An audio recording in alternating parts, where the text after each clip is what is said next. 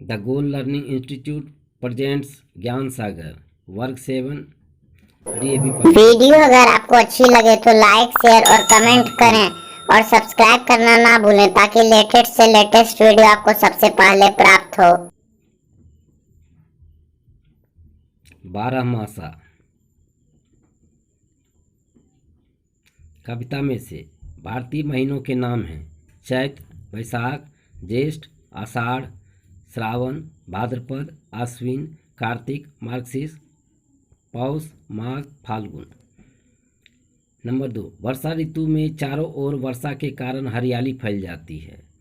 नदी नालों में जल का स्तर बढ़ जाता है। मेढक टर्टर करने लगते हैं और मोर काले बादलों को देखकर नाचने लगता है। तीसरा, अगहन महीने में कड़ाके की सर्दी पड़ती है जिसके कारण हमारा शरीर कांपने लगता है। दांत ठंड से किटकिटाने लगते हैं। इस महीने में नहाते वक्त जब हमारे शरीर में ठंडे जल का स्पर्श होता है तो हम बिना सुर लय के नाच उठते हैं।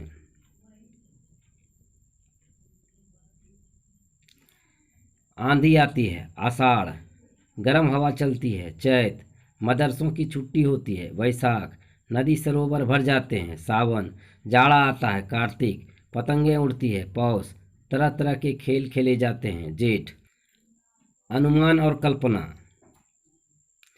गर्मी, नहाना, आइसक्रीम खाना, पढ़ना, चित्रकारी करना। सर्दी, कॉफ़ी पीना, सोना, टीवी देखना, सूप पीना। वर्षा, कश्ती बहाना, बरसाती पहनना, भीगना, पकौड़े खाना। बसंत, घूमने जाना, नमकीन खाना, पढ़ना, खेल कूद करना। हेमंत ऋतु में खट्टे मीठे खाने की चीज़ों की बहुत आवश्यकता होती है। ग्रीष्म ऋतु में सूती कपड़े और ठंडे जल की बहुत आवश्यकता होती है। बसंत ऋतु में पर्यटन में इस्तेमाल आने वाले सभी सामानों की बहुत आवश्यकता होती है। शरद ऋतु में हमें खेल कूद के सामानों की बहुत आवश्यकता होती है। वर्षा ऋतु में बरसाती और छाते की बहुत आवश्यकता होती है। शिशिर ऋतु में गर्म पोशाकों की बहुत आवश्यकता होती है।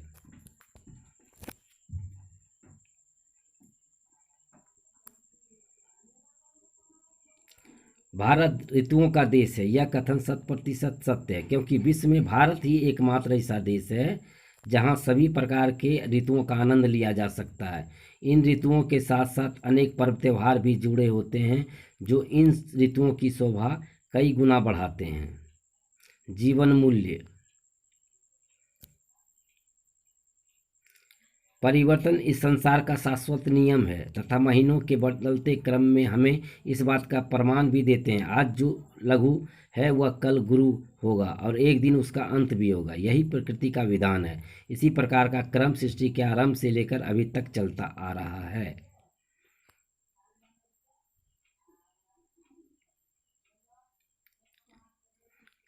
नंबर 2, महीनों की पहचान की तरह अपनी पहचान बनाने के लिए हमें अहंकार मुक्त होना पड़ेगा। अपने अंदर सद्गुणों का समावेश करना पड़ेगा। अपने अभिष्ट लक्ष्य के प्रति दृढ़ संकल्पित होना पड़ेगा और विषम परिस्थिति में भी धैर्य का दामन थामे रहना होगा। तभी जाकर एक दिन हम अपनी विशिष्ट पहचान बना पाएंगे।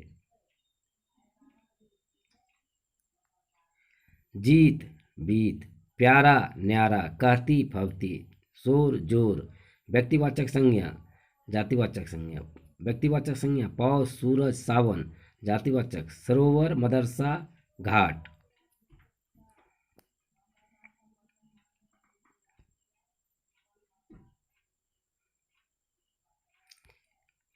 क सब बस। ख पता ताप।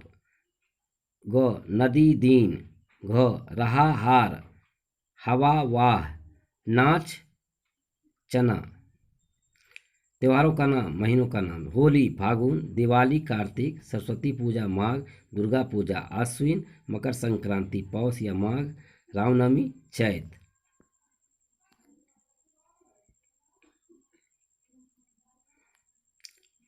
बारिश आई छम छम छम, लेकर छाता निकले हम, पैर फिसला गिर गए हम, ऊपर छाता नीचे हम। दूसरा पाठ, नाटक में नाटक। पाठ में से राकेश ने नाटक में स्वयं अभिनय नहीं किया क्योंकि फुटबॉल खेलते समय वह गिर पड़ा था और उसके हाथ में गहरी चोट आई थी जिसके कारण उसे हाथ को एक पट्टी में लपेटकर गर्दन के सहारे लटकाए रखना पड़ता था। राकेश के साथी अभिनय के मामले में बिल्कुल नौसिखिया थे। मंच पर जाते ही वो घबरा जाते थे और घबराहट के कारण अपना संवाद भूल जाया करते थे। राकेश ने प्रदर्शन के दिन अपने सभी मित्रों को खास हिदायतें दी, फिर ताकि नाटक मंच बिना किसी त्रुटि के हो जाए और मोहल्ले में उनके नाटक की प्रशंसा हो। राकेश पर्दे के पीछे से सारा नाटक देख रहा था, पर जब उसके मित्रों ने अपने अपने संवाद नौका कर बहस करने लग गए और उनके संवादों को सुनकर दर्शकगण उनकी मूर्खता पर हंसने लगे, तो बिगड़ते नाटक को संभालने के लिए राकेश खुद मंच पर उपस्थित हो गया और कुर्सी पर बैठकर बोला, आज मुझे अस्पताल में हाथ में पट्टी बंधवाने में देर क्या हो गई? तुमने इस तरह रिहर्सल की है? और आपस में ही लड़ने लगे। यह कथन सुनकर मित्रों को थोड़ी समझ आई और उन्होंने राकेश की हाँ में हाँ मिलाकर बिगड़ते नाटक को बचा लिया।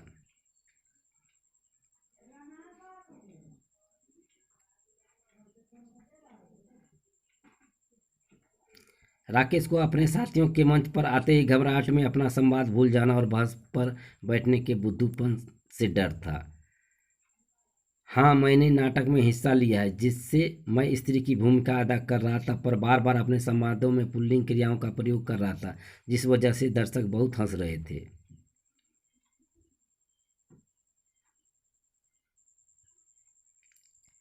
त्रुटि, पट्टी, पर्दा, पूर्वाभ्यास, प्रशंसा, मंच, संवाद, सप्ताह, सार्वजनिक, स्वयं, स्वर लहरी, फूल पौधे, जैसे तैसे, सहज सज्जा, लोटपोट, पशु पक्षी, मूर्खतापूर्ण, मूर्खपूर्ण, साधारण, धार, धारण, रन, संगीतकार, संगीत, गीतकार, बनाकर, बना, नाक, कर, कलाकार, कल, कलाकार।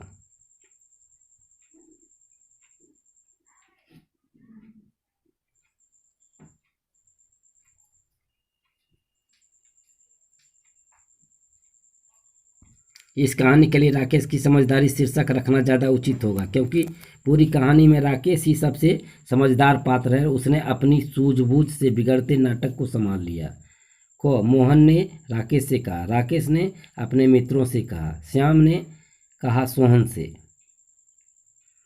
सही सात का को सही, ख सही, गौ नहीं, घ सही, अंगो नहीं, चौ नहीं, छ नहीं, ज सही, झ नहीं, त्र सही।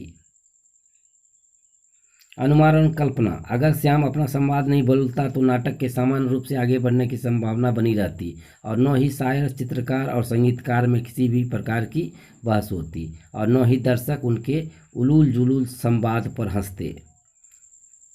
राकेश की जगह अगर मैं होता तो नाटक के बिगड़ने की स्थिति पैदा ही नहीं होने देता।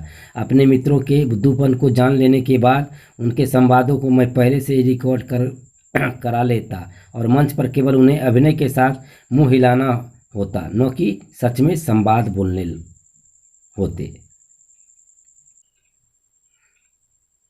जीवन मूल्य। हम रोकर, घबराकर या गुस्से में किसी मुश्किल परिस्थिति का सामना नहीं कर सकते, क्योंकि ये सारे कमजोर मनुष्य की निशानी होने के साथ साथ खोखले व्यक्तित्व की पहचान भी है। गुस्से या क्रोध को शांत करने के लिए हमें अपने आप से सवाल करना चाहिए कि क्या क्रोध से मेरा कुछ भी लाभ हो रहा है? उत्तर यही मिलेगा कि नहीं। इसके अलावा गुस्से या क्रोध को शांत करने के लिए हमें शांति से एकांत में बैठ जाना चाहिए। Thanks for watching my video. Please like, comment and subscribe.